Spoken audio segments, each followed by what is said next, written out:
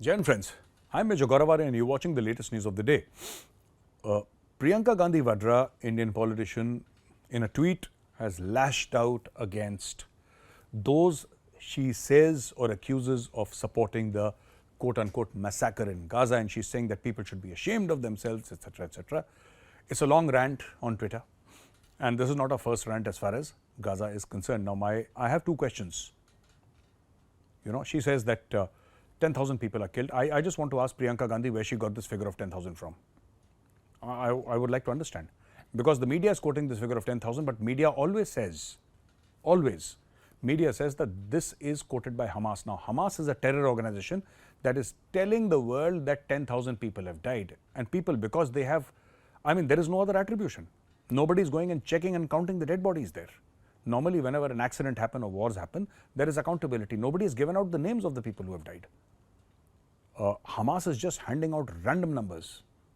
So I'm not here for a moment saying that innocent people have not been killed in Gaza. Of course they have. Of course. And it's painful whenever an innocent person dies, especially a child. It's true for every innocent person, but especially when a child dies, I think it's heartbreaking for everybody, irrespective of whether the child is a Jew, a Muslim, a Hindu, a Christian, a Sikh. It does not matter. A child is a child, and it's heartbreaking to see, a child getting killed, innocent child getting killed. The problem here is that, and I'm not denying for a moment that there have been civilian casualties in Gaza. No, that's not what I'm saying. I'm saying that today, Hamas is saying 10,000. After 5 days, Hamas will say 15,000, and there is nobody to cross-check. But at least what the media is doing is saying 10,000 people killed, says Hamas. The problem with Priyanka Gandhi, she's saying that I'm Priyanka Gandhi and I'm saying 10,000 people have been killed. She's not attributing. There needs to be attribution. Where is the attribution in this case?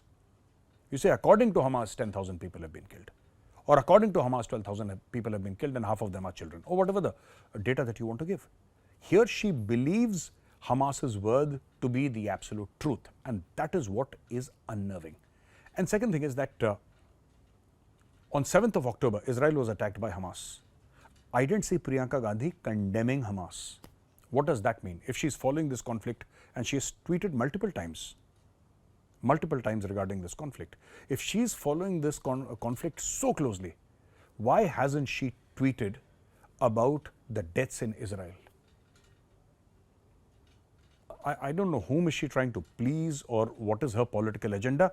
I'm not aware.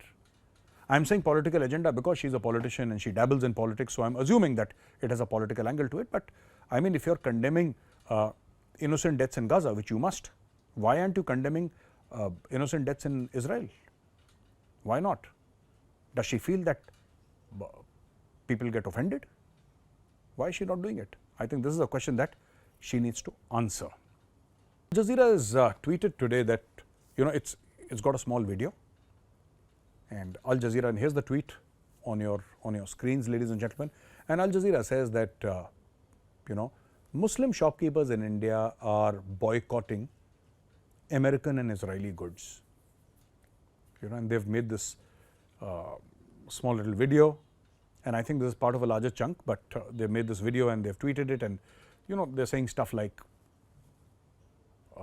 people are boycotting, and they've have children giving interview, 1 or 2 children saying stuff like, we need to do this, and because if we buy this money goes to Israel and Israel wages wars. Here's the funny part. Nobody is condemning Hamas. Nobody. As if what Hamas has done is absolutely fine and it's acceptable. That is the impression that you get when you watch this Al Jazeera video. And here's the tweet. You can go and check it up on their timeline. And the fact of the matter is that Al Jazeera is pushing it. It's Qatari funded. It's funded by Qatar's money. It's pushing this narrative. Now, if you want to actually boycott American stuff and Jewish stuff, Israeli, Jewish, American things, then you'll have to get rid of everything. You'll be left with nothing, a handful of sand and perhaps a camel, that's all. There's going to be nothing else. I want to tell this to Al Jazeera, who's propagating all this nonsense. There'll be nothing. Your sheikh will have nothing. Your head of the government in Qatar, the emir or the sultan or whatever he's called, he'll have nothing. You will have no internet. You will have no jeans. You will have no Starbucks. You will have no Facebook. You will have nothing. You won't have the electrical bulb. you'll go back to the Stone Age. Okay? Throughout every invention of the Americans, every discovery of the Americans, throughout everything which the Jews have done, you'll go back 200 years. It's as simple as that. 200 years back. There'll be absolutely nothing. So, I would request Al Jazeera and anybody who's playing this boycott game that if you want to play this boycott game, please be very firm and then boycott everything. Simply boycotting one soft drink brand or one fizzy drink brand, it means nothing. How does that help or harm anybody? How does that impact anybody? You know, if you do it in full, do it in toto. Remember then all the shopkeepers who are there. Remember, you don't get to drive cars, right? You don't get to drive cars, you don't get to use the internet, so no UPI for you. You don't get to use your smartphones. You don't get to use anything because you have boycotted it already. And the last news of the day, ladies and gentlemen, is that there have been a spate of terror attacks in Pakistan in an oil refinery in Khyber Pakhtunkhwa. You know, it was taking out, extracting oil and also transporting oil actually. Not refining per se, but extracting it. There was an attack and one soldier and 2 employees were killed. And this is just Pakistani Punjabis stealing resources. I mean, this used to happen in Balochistan very regularly. Sui gas. We have all heard of sui gas ever since we were very little, that Pakistan has a lot of gas reserves, sui gas.